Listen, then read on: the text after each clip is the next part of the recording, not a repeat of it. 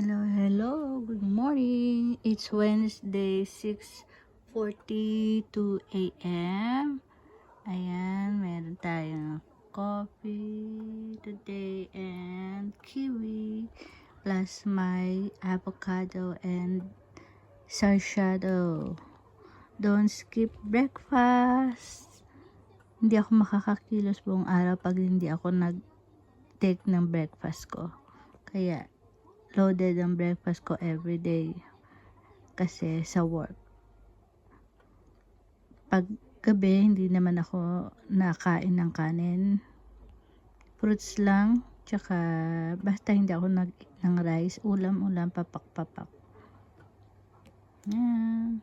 Stay healthy, eat avocado everyday and fruits.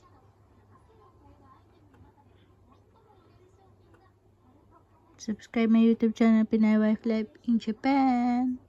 See you there. Thanks for your support. God bless you.